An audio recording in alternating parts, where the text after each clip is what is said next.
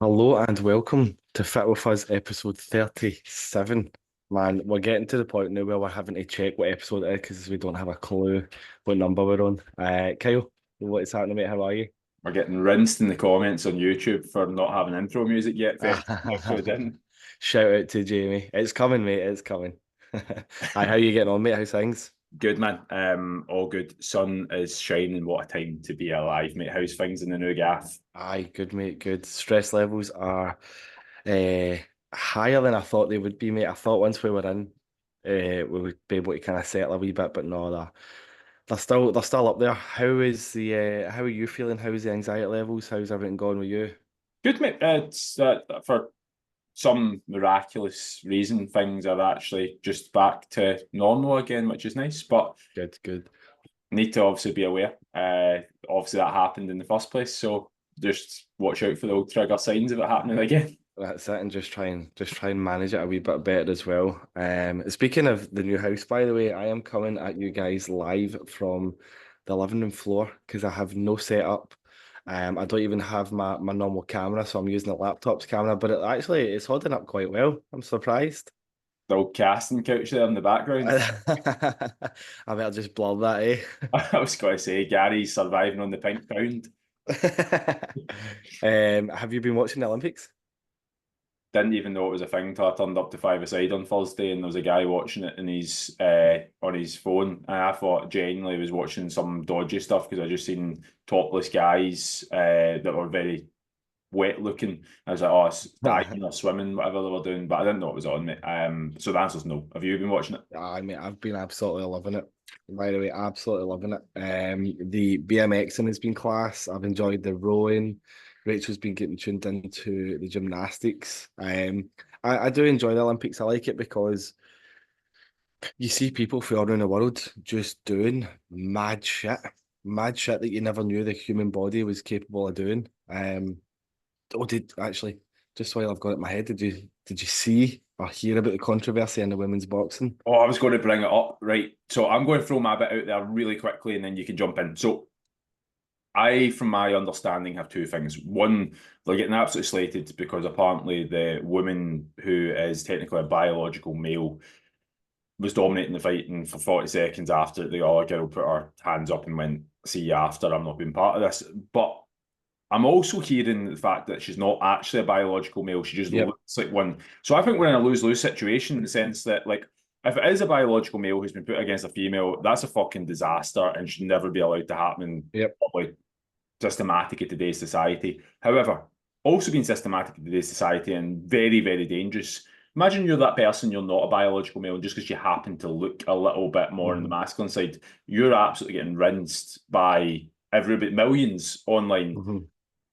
I I know, I know. it's dangerous. Like, so I don't know. So my intake is that from what I understand is she's actually a biological female Yeah.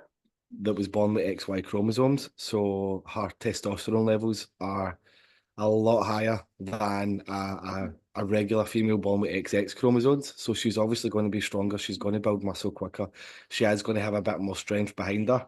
And the fact that she's also from Algeria, where it is illegal to be trans, should say it all. Yeah. Okay. You know what I Um, mean? But like I say, that's my understanding of it, and I do believe that she, from what I've read online, like one of the tests that she went through was in Russia, and that's where they deemed her male essentially because of the elevated testosterone levels in the XY chromosomes. But yeah, apparently she was born biologically, and she is a female. It's just because she's been born with irregularities in her chromosomes. right. Okay. Well, I think to be fair, if that is the case, then I mean, there should be the people who are sharing things claiming that she's a biological male without doing any research on it. Should have took me Mhm. 2 minutes to try and have a little bit of a deeper dive in it and realize that she might not be. That's why I would never share anything like that. I think Aye. it's that is disgusting. But like, if you're born a certain way and she's genuinely done everything in her power, then what what more can she do? It's not her fault. And again, I don't know if you remember at college, but like at college, we literally were talking about the difference in sprinting between the mechanics of like how Africans typically their calf muscles and Yeah, tendons suit them far better for running than anyone who's not from Africa. And I'm like, well, there is an argument going, there are people who are born in Africa are more like suited to sprinting than anybody else, but there shouldn't be a white guy gets beat by an African in a sprint and should be disqualified like that. yeah. There's not an outcry about that because of the way that they're born. So I know it's a very sensitive subject with everything else going on in the world, but you shouldn't hit somebody with all your feelings about trans movements just because they are a certain way, if that makes sense. Yeah, aye. There's opposites on two sides of the coin because people are saying she's trans, she shouldn't be allowed to compete with. Not trans. She's more masculine, so she shouldn't be allowed to compete in the female competition. But then on the other side, you've got people saying, why not? Because she's biologically a female. Are we now stereotyping females that they now have to look small, petite? They now have to look feminine. They now have to act feminine. Like it's going from one extreme to the other. Do you know what I mean? If she's Well, born biologically female, she should be allowed to compete in the female events. It's not her fault. She was born with her what's the word I'm looking for? Her biology being a wee bit off from regular females, shall we say? where does that then stop? Like when you open up the rabbit hole of like going as far as that, like you then look at going, well, there's biological males who would typically have been a higher testosterone than other biological males. We've all got mates who probably have more estrogen than like I reckon I've got mates who've got more estrogen than some females. Like, and it's so it's a hard one to actually go. How far do you go down that rabbit hole? I know, that's it. I mean, I would probably say I'm siding on the friend with more estrogen, Yeah, I and didn't have you. That wasn't you I had in mind, mate. But I am packing a set of double D's here. Have you seen these bad boys? I've not. But please keep your tits away from the ball. I know it is. You're right. Where does it end? But in my opinion, and it's important to be crystal clear as well. This is my opinion. This isn't fact. This isn't based on any evidence. This is my opinion, and it's mine alone. I do believe that she should be able to compete in the female boxing because she was born biologically a female. And see if the Italian women couldn't beat her, then she's obviously not the best female boxer. If she was tapping out after 45 seconds and crying because the Algerian woman gave her two punches that knocked her helmet slightly off, she's obviously no cut out for the sport. I would go along with your argument, mate. I find it hard to, and I'm open to any arguments on the other side of things. I just think if you start to open up that rabbit hole, where does that stop? If the counter argument is that she can be deemed that she has taken enhancing drugs or hormones or anything that has altered her chemistry, 100% disqualifier. Yep. Throw the book at her, do whatever we need to do. But I think if it is a case where she's literally just been born with a certain set of assets, then look, that is what it is. Like, Aye. What I don't agree with though, I think it was in the last Olympics when it was the trans weightlifter. yeah, Born biologically male, became trans and absolutely wiped the floor in the weightlifting competition, obviously because she had more testosterone in her system. And for years and years, I think she was what, mid-30s when she transitioned. So that's 30 plus years of extra testosterone. You can't just get rid of that. Do you know what I mean? So I don't think transitioning people should compete in the opposite sexes from what they are biologically born for in the opposite sexes sport. Whether they are now female or not, I don't think having that extra testosterone in your system is a fair advantage. yeah. And for anybody listening, like, I know there is an argument about like everybody should be able to do what they want and identify as what they want. Now, I'm not absolutely for that in most of 100%. your. I think if you're I know we've taken a very fucking weird turn here, but like I think if very much you want to go and live your life and be whatever you want to be, as long as you're happy, do whatever you want to do. But when it comes to where there needs to be some hard and fast laws, I think is when it comes to sports competing in certain things, and I think when it comes to like males identifying as females in the first place, like that can't be protected in a sporting sense, because let's take it from the female perspective. Like, you've trained your entire life to do something, and then let's say, like, let's even take powerlifting, for example. Like powerlifting, like you can get to a male and female both at the 90 kilo category, and I've been to quite a few competitions. Like, when it comes to muscle mass, limb length, like just even free testosterone, like the 90 kilo category of females would probably, the top bench press would probably be somewhere between 70 and 100 kilos max. Like, whereas, like, I've done competitions at 90 kilos and men are opening at 150 and going up to 180. You're almost like, I mean, it's not even comparable. But what's to say there's somebody who was in a male competition who then goes, oh, I kind of identify as a female. They jump into that competition, they absolutely smash all records. But that discredits any female who's worked hard to be in the position they have. And going even further than that, like, you look at like sport as well. Like, female football is very different to male football. Their height, their athleticism, and it's like they're playing at the top of the level, and like females should play against females 100%. But like, you open that and like you change that to like having a male in that team, like you are going to absolutely, for the most part, you're at an advantage having a male for that. Aye. That makes sense? Aye, because biologically, and again, like this isn't me just being sexist or taking sides. Like biologically, males are stronger and faster than females. It's that, like, that's not me just throwing my opinion out there. Like that's fact, and it is. You can see that with especially with the Olympics, like the numbers that people are, that how quick people are running powerlifting, how heavy people are lifting. So it's definitely a massive unfair advantage if we are allowing biologically born males who have transitioned into female compete in female events.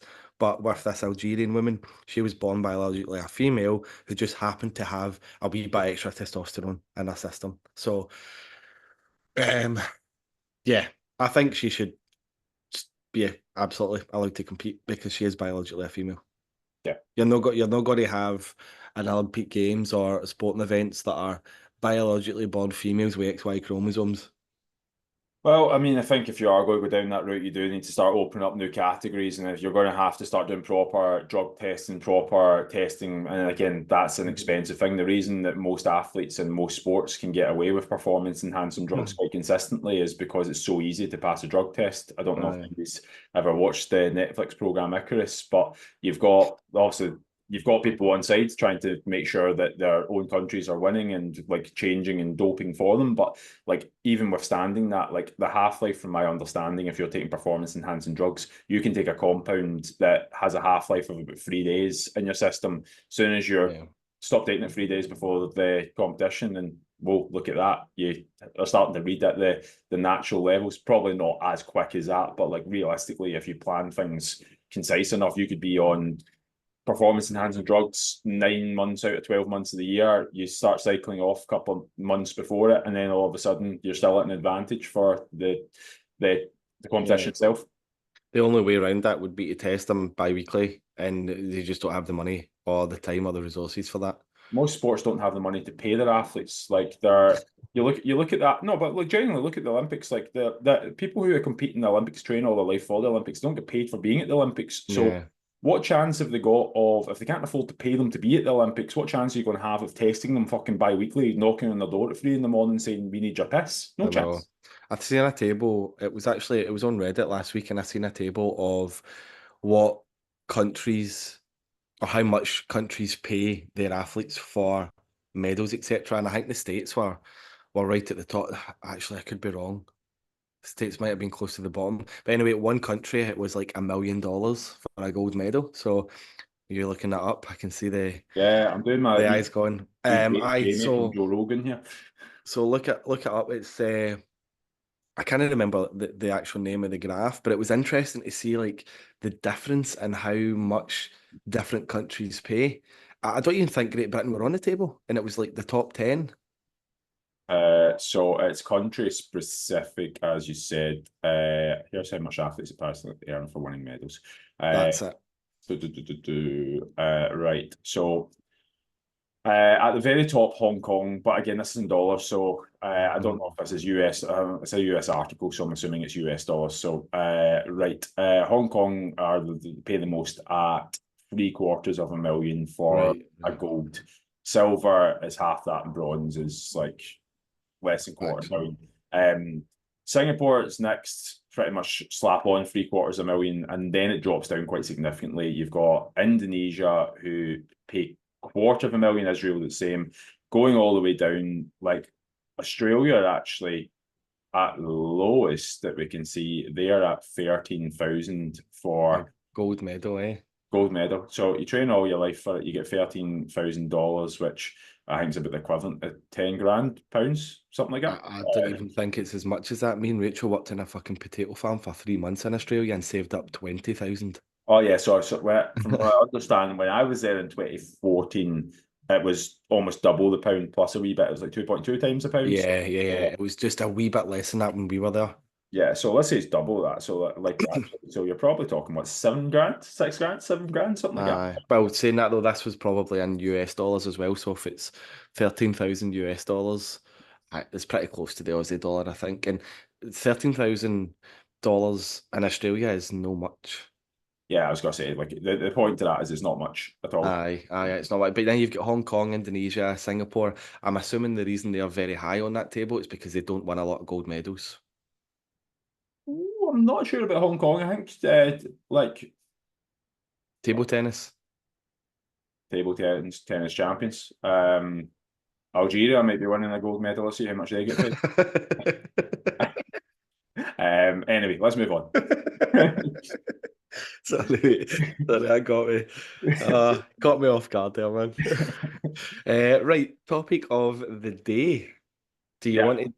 want to do? I think because I've got this wedding today. I had a wedding last week, and I might potentially have another one at the end of the month.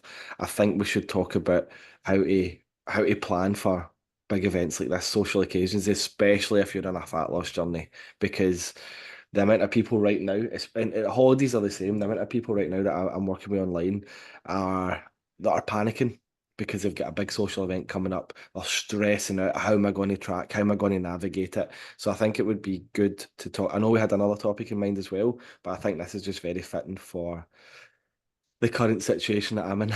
It's fair enough, mate. It's relative, isn't it? So, It's very relative.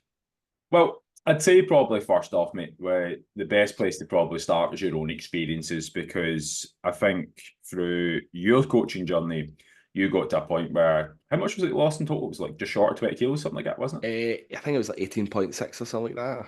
Yeah, so like let's be fair. During that 20 kilo loss, there was points where you had meals that you were eating out, you had social occasions, there might have been a wee holiday here or there. You had a few things going on. So obviously with that, there was a few tactics that we had to implement. So Mhm. what would you say would be the key things that you would have taken from your own kind of weight loss journey? Yeah, so the number one thing that I did, and we done this together, was instead of seeing my calories as a daily limit, I seen them as a weekly limit. So it was allowing me to bank calories for the bigger occasions, having lower calorie days, maybe Monday through Thursday, Monday through Friday, and then having a bigger or a higher calorie day on the Saturday, and then just straight back to it on the Sunday. So banking calories for me was an absolute godsend. And I don't mean like I'll use easy numbers here for the case of this example, or the sake of this example. So 2,000 calories a day, rather than me seeing it as 2,000 a day, I was seeing it as 14,000 a week. And what I was doing is maybe banking 10 to 15%, 20% at an absolute max every single day. So the lowest I would then go on the normal days then would be 1,600 calories. So I'm not dropping down to a point where I'm actually fucking myself up. So 1,600 calories at my very, very lowest, Monday to Friday, and then that gave me an absolute ton of calories to enjoy over the weekend. So yeah, just seeing your calories as a weekly rather than a daily target was massive for me as well. Yeah, I think that's a game changer. I think a lot of people have to, like they get into the mindset of every day needs to be a calorie deficit, when actually that's very far from the truth. If you look at the numbers over a week, as Gary said, and you look at planning it, like the things that will happen when you bank calories, like let's say take your example, for most people the socials like spike at the weekend, but let's just take a Monday to Friday example. Let's say for ease you've got 2,000 calories or your calories a day, you bank 200 calories 5 days a week, you've got 1,000 calories that you can use over the weekend. So realistically you could have an extra 500 calories on a Saturday, an extra 500 calories on Sunday, which brings your calories to 2,500 on Saturday and Sunday. Or you could staple it onto one day and have like a Saturday that you've got 3,000 calories on. But the reason you're only banking 10, 15, or at max 20% of your calories is because if you go lower than that, it's going to affect your digestion, your energy levels, your ability and quality of training, your want to move, and your recovery between sessions. It actually stops you doing little things that aren't as trackable, as in like the little twitching, the movements, the personality, which actually causes you to burn calories as well, which is why people, when they go to 11 or 1,200 calories, like straight off the bat, and that's not a number that's actually like helpful for them, is because they actually stop doing these little things that are hard to actually quantify. And it's like you look at them, if you've ever worked with a bodybuilder or seen a bodybuilder during prep, you know that the personality is sucked from them. Even just the fact, the reason they don't smile is because it takes fucking energy for them at that point. They've got nothing left. It's brutal. I've experienced a few, I think two in my time, bodybuilders going through prep, and it is not a pretty place to be.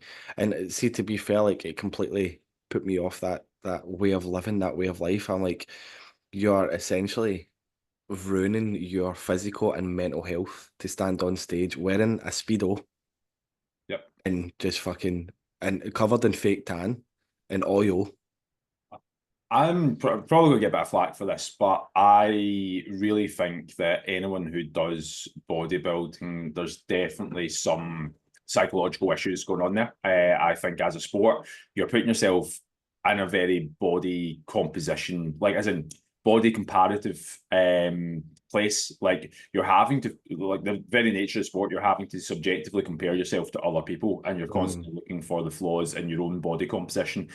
Like also on that, and so the reason we've brought this up is like for the majority of people that we coach, including ourselves, like you can absolutely get away with having a takeaway, a couple of beers, like I always say, like I've got a guy who loves his Jaffa cakes in the evening, like we coach him so that he can enjoy his Jaffa cakes in the evening. You loved your Percy Pigs, like it's more of a, don't even know if you loved your Percy Pigs, you had a fascination with Percy Pigs at times, that was your outlet. But I love Percy Pigs. But Oh, fucking! It has to be fizzy pigtails, though.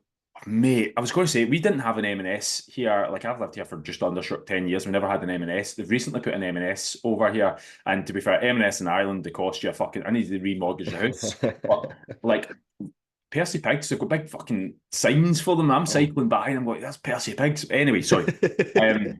But the thing is, you can absolutely get in great shape without having to. Like, the bigger issue, and where I feel that the fitness industry has over the last kind of 10 to 20 years, and we're having to pull back a little bit, is a lot of the people who are giving advice have been bodybuilders or Yes. people in this like tremendous shape. And the only way they've ever got in shape is by eating like chicken and broccoli. I'm not gonna lie, I do like chicken and broccoli. I think it gets a hard time, but now it's like I was speaking to somebody about this yesterday. Like turkey burgers now associated with like extreme dieting, and I'm like, there's nothing wrong with a fucking turkey burger. It's about the extremes. It's like you just don't need to go to that extreme. It's not like if turkey burgers are associated with extreme dieting, it doesn't also mean that Percy pigs are associated with like unhealthy eating. There is a balance in between, and that's really where we need to get to. And it's like when you bank calories up into the weekend, the things that will happen is when you weigh yourself the following days, you probably are going to be a little bit heavier. You're going to have to expect there's a spike after it because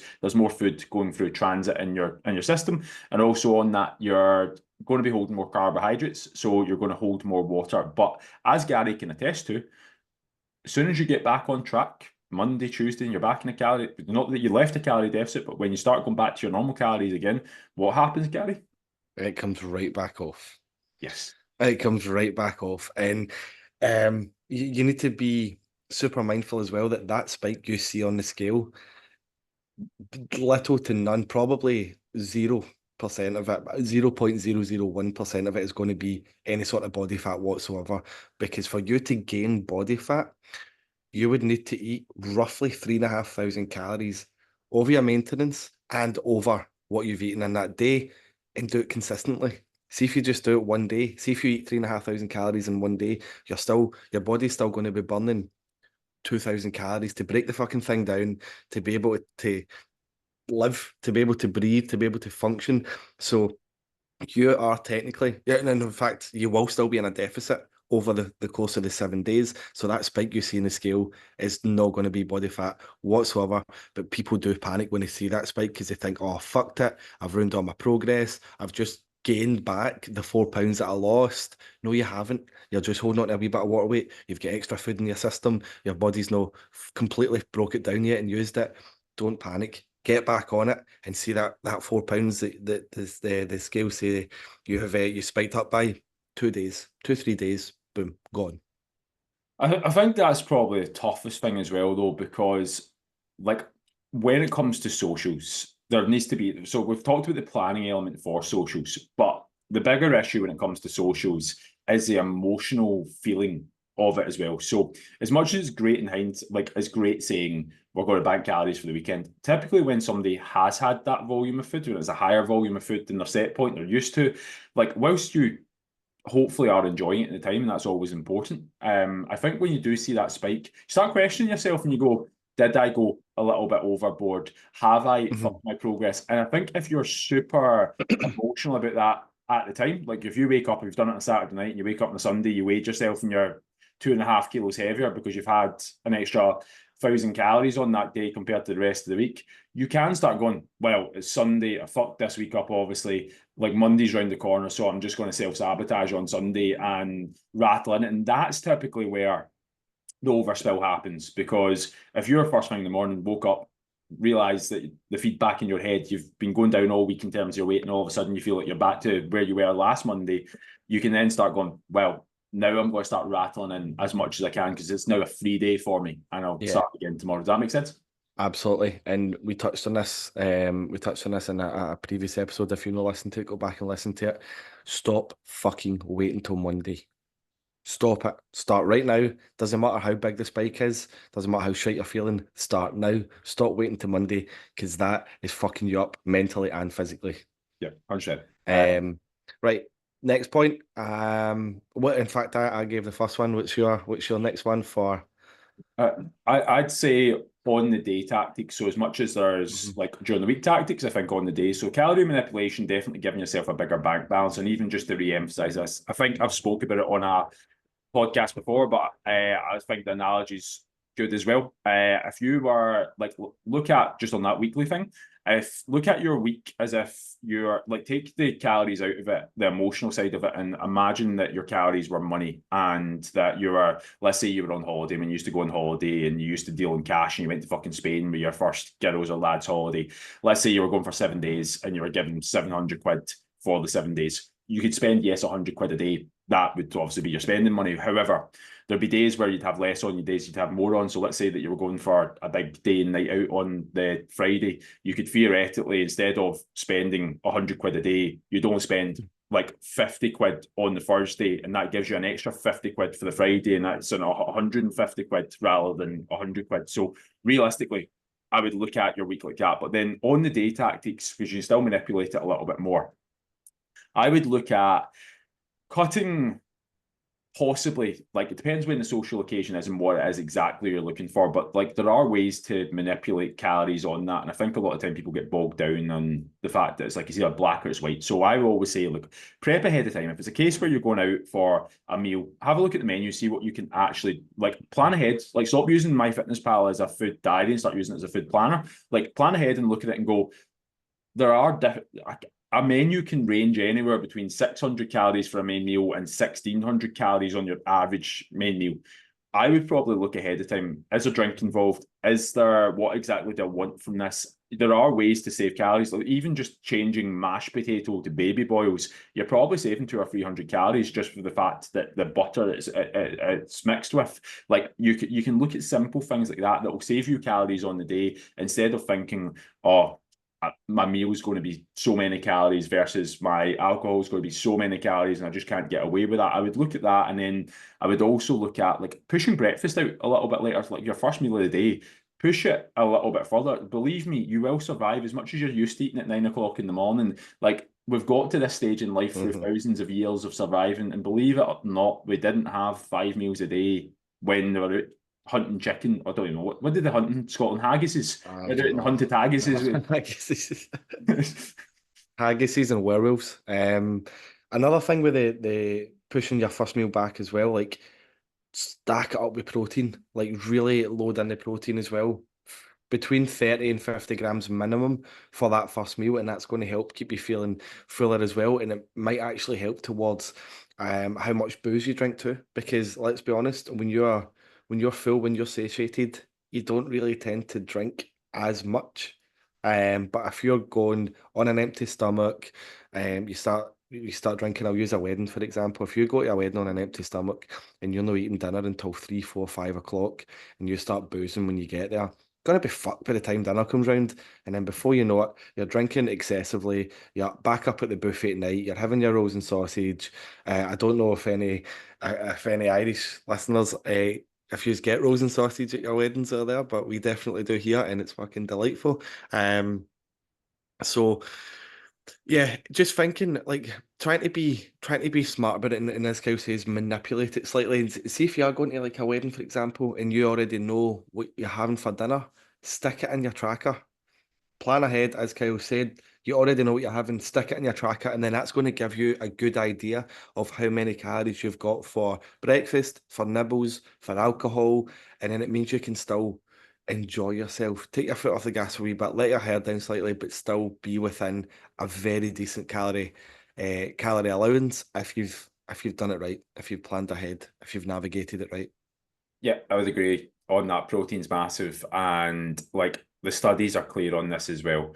When you drink more alcohol, alcohol didn't make any better at following a nutrition plan. Like if you've had a couple of drinks in you, you're more likely to reach for the things around you. And realistically, when you're surrounded by people who are all indulging in these things, it's very difficult to be the person who says no, particularly when you've had a few drinks in you. So I think the key thing is trying to like we are all logical when we've not got a drink in us, and we're all think, oh, we'll not do that, and we'll be like this, and we've got great expectations. But realistically, like when you have a drink, your thought processes are skewed a lot, and emotion takes over. So it's what I would suggest you do is trying to reduce emotion by making sure that hunger is like, but reduce hunger by making sure that again you're pushing food out closer to, let's say it's a wedding, like have a high protein meal before you go. Like I know that you might be eating at the wedding, but you're less likely to indulge in those higher calorie foods because you've had a drink in you, and again the choices that you make can be slightly different. I know this might sound the gimpiest thing in the world, but like I would also say like have a protein bar or two on you just for backup.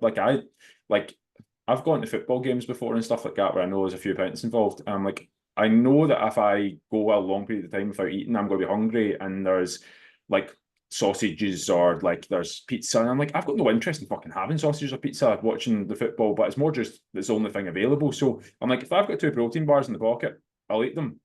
And Couple it of just keeps that grenade, hunger aye, response away till I can get something decent in, you know? couple of grenade bars in the pocket was a lifesaver for me as well, and I got that idea from you. No, it is but, like I mean, protein bars are very different to what they were like even 10 years ago. 10 years ago, the only protein bars you could get were like the Quest bars at the time. And it's like you would have a jaw workout, just get, albeit I do like a Quest bar, some of them are all right. But I was gonna say nowadays when you've got the Fulfill grenades, like they now actually taste quite close to what a normal chocolate bar is. Like the taste element's a lot better with it. And again, I think remembering when you're in a fat loss phase, it's not forever. It's more of a like try and make it as concise as we can. There is an element of still enjoying what you want from the occasion, but not every occasion's the same. So it's like there's a difference between you having a Saturday and every Saturday you're celebrating just fucking life by drinking 12 cans and having a pizza versus being like the bridesmaid or like best man at your best mate's wedding. Like there's a difference in how you would approach that. So I think trying to minimize hunger and emotion whilst you're actually there, looking at making sure that your calories throughout the week, you've banked them on the day tactics, but also I would then Actually, sorry, you go. It's your turn. I'm jumping in there. No, I was loving what you were saying there. So I was actually just going to expand on something that you said a couple of minutes ago, and it was referring to when you're kind of surrounded by people who are, nitpicking it, no nitpicking, sorry, picking at we snacky things and stuff like that. 9 times out of 10, they're probably going to try and peer pressure you into doing what they're doing as well. So don't give in to peer pressure. This is a massive one, and it's something that I found hard to adjust to as well. I used to be a massive people pleaser, so I would always give in to peer pressure because I was always worried about upsetting other people. But in reality, no one, no one in this world gives more fucks about your goals than what you do. So it's important to remember that and understand that people are selfish and people want you to do what they want you to do rather than wanting you to do what you want to do. But it will be difficult. I'm not going to lie. It was very difficult for me. Speaking through experience, it took me, months and months to actually start saying no and meaning it and sticking with it. It will be difficult at first, but see, the more you do it, holy fuck, it is such a liberating experience because you become happier. You start doing things that you actually want to do. You start to avoid doing things that you don't actually want to do. You become less stressed, you become less miserable, you become less worked up because you're panicking about doing shit that you don't even fucking care about. So don't give in to peer pressure. It's a massive one. Yeah, I couldn't agree any more than that. And actually, after you initially make it, the decision is often worse in your head. Like after Yes, oh, actually, 100%, 100%. you make that decision, and actually, as you said, it's liberating. Like I had that last year where I went on that kind of 3 or 4 month period without drinking. And I had a stag in between it, and I was dreading the entire time, going, "Fuck, I'm going to stag full of people that I don't actually really know, and I'm not going to really be drinking that." And I'm like, "How to actually break that?" But you know what? Mhm. Outside of the initial I'm not drinking and getting absolutely rinsed for it. I'm like, I had a fucking great time. And the boys had a great time. And it was I actually found that I'm not going to take I fucking hate when people go on this high horse going, oh, I just got so much done and I went exploring. But I genuinely the next day, man, like after everybody was absolutely like cronked and in their bed, I was like, I went for a wee breakfast by myself out in the sun. I was like enjoyed other wee aspects. And it's like as much as the cost to not doing something, you often look at going, well, I'll not be able to do this, I'll not be able to do that. There is also the upside of you are able to do this and you are able to do that Mhm. instead. And again, there's no issue. Like, sure, I was never in my head going to stop drinking full stop. It was just that case I wanted to take a wee period of time away from it because I'd got married and had a honeymoon that we probably drank for about a month and a half. And I was like, my Mhm. liver depends on me not drinking for a while. But I think the key thing is very much do what you want, but do it wholeheartedly, but take the acceptance of what you're doing forward. Aye, a Yeah. 100%. I use the wedding I was at last week as an example as well. Like, I never drank at that. Had a fucking, it's one of my best mates' weddings, and of course I get absolutely slaughtered off a few of the boys for it. But I was up at 7:30 the next day, and I was in the spa. Spam it It was fucking brilliant. in your element using your web feet, mate. Oh, it was fantastic. But yeah, like you, you don't have to drink to enjoy yourself. I know a lot of people drink to get drunk, and a lot of people think they need to drink to enjoy themselves. I was at I can't remember if it was like an engagement party. It was some sort of party a couple of years ago, and after the party, obviously I get into the car, and people were like, "What the fuck are you doing?" Because they thought I was pissed because I was up, I was dancing, I was enjoying myself, I was joking about, and I think one of the girls that was there actually said to Rachel, like, what's what's Gary drinking or whatever? And she's like, nothing. Just because I was having such a good time. So you don't have to drink to enjoy yourself. Hi, Bert. Good to see you. I think Rachel's just turned the hairdryer or something on and he's no enjoying it. I just heard the noise and seen a flash, and I was assuming it was Bear and it wasn't actually Aye. Rachel just barking in there. She's been barking all morning, I'm sick of But yeah, I think just the last point I would have on it is like the bigger issue again when it comes to emotion and overdoing, especially when alcohol's involved. But even eating shitey foods, you feel pretty rotten in yourself. Hence the reason we always suggest that 80% of your nutrition on a weekly basis comes from whole quality good foods because that affects how you not just how you look but how you feel. And when you, for instance, go to a wedding, few drinks involved. You've probably ate later than normal. Your sleep's not as great. You're feeling tired. That's where the issues come the next day, when it's just like, oh, well, we just have that higher calorie breakfast, or, oh, well, we just, you know what, there's a day two thing happening. A few of the guys are meeting here. We'll maybe just have a wee drink or two if it's a cure, or like you start to just pick things up at the shop. And that's really where these little nibbles the next day or little things actually turns into a, hold on, the cat's just trying to escape from the house. But that's where these things pile up. So what would you do the next day to make sure that like you're minimizing the damage done? I'm going to get the cat. I'm sure. What would I do? I would literally just get right back on it. So again, plan ahead. If you can, have your bottles of water ready. I wouldn't say take, if you were going to a wedding, for example, and staying over, I wouldn't say take your breakfast with you. But if you were going to a wedding or a party and you were coming back home afterwards, have overnight oats in the fridge.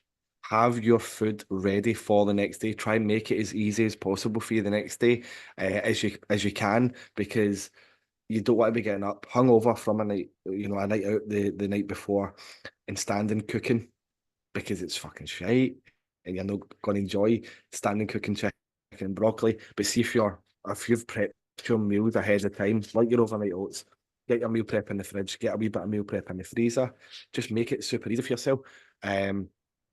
And get back on it. Get up.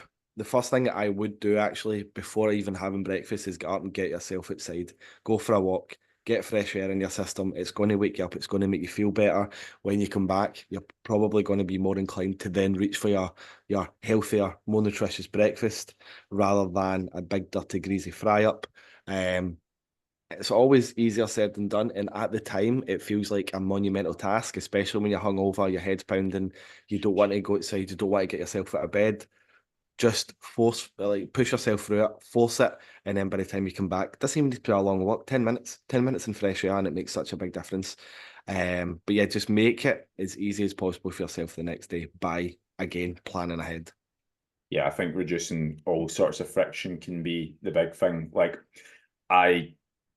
for most weeks when I was getting in shape, I would drink and I would eat pizza on a Thursday. And a lot of people are like, oh, how can you do that? And I'm like, well, I'm also the person where anytime we're going to Glasgow or doing anything, I would have my oats in a bag ready to go. I'd have protein bars on me. I'd plan and prep like wraps so that they're sorted ahead of time so that I minimise how much I was eating out. Yeah. And it's the cost to me having drinks and pizza each week is the fact that I just needed to be a little bit more prepared with stuff. It's not eating out of fucking Tupperware dishes or anything, but realistically, also I think that gets a hard time. I don't think there's any issue with, like, yeah, if you're having 7 meals a day out of Tupperware dishes, probably more of a statement than anything else. But I think like there's nothing wrong with actually prepping a little bit of food to ensure that you're actually getting what you want from the rest of your life. I think would be the key thing. That for me, the biggest issues most people have is they think they're doing well, but actually, you know what, I'm just going to go to the shop at lunchtime and get a roll. But then they don't understand that the roll that they're having is probably double, if not triple, the calories of what they normally have for a meal. So it equates to about 3 meals worth of calories, and they underestimate how much of that's consuming.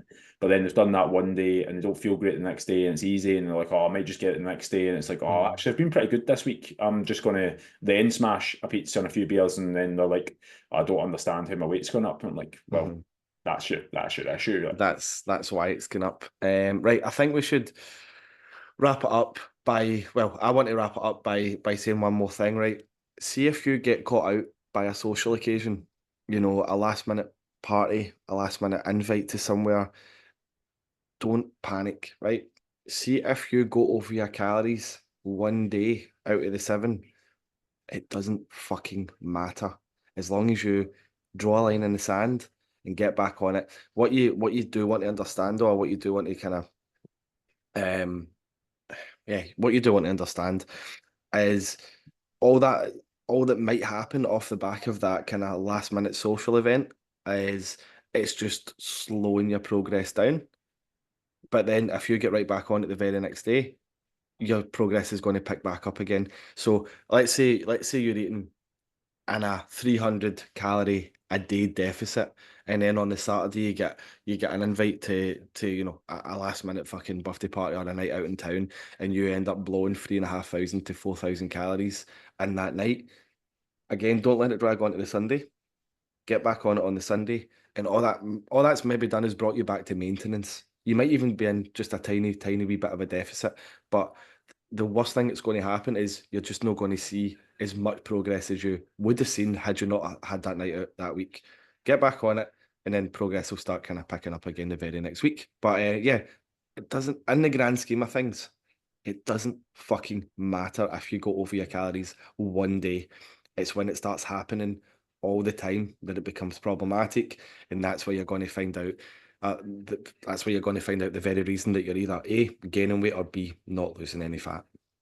Yeah, I'd agree with that. I think there's in that period of time where you lost almost 20 kilos of body fat, it'd be fair to say there was a few days that weren't entirely tracked, but that's also, if we looked at the grand scheme of things, there was more days over the period of time that were than not. It's just, you didn't need to be perfect. It was more so that you just needed to be trying and to be good and to make sure that a slip didn't turn into a slide. And I think that's the thing. People live in the black or the white, the all or the nothing. It's very Yep. much a case of, like, there will be social occasions that mean more to you. There will be times that you slip up, but it's making sure that those slips don't become slides long term. Right, perfect. Love that. Anything else you want to finish up on? I need No, to mate. shoot because I was I going to say, have. otherwise you'll not be going to your wedding, mate. So I it's know. not. The wedding starts in 2.5 hours, and I need to drive from the new house up to Rachel's parents, which is the other side of the city, to pick up my suit because I left it in the wardrobe, to then come back to get ready to take Bear out for a walk before we go to the wedding. So it's all fun and games on my end. That's all before you shave your legs and do your nails. Exactly, exactly. But right, thank you all very much for listening. Hopefully, as always, there's some value in what we're saying, and you can take a good few wee knowledge bombs from it. Kyle, where can I find you? Kyle_biofitness1 on Instagram. Gary, where can they find you? At GMAC_health and fitness on Instagram. As always, I'll pop the links to our Instagram page in the description and the show notes below. But I have an amazing week, and we'll see you all next weekend. Thank you and bye bye.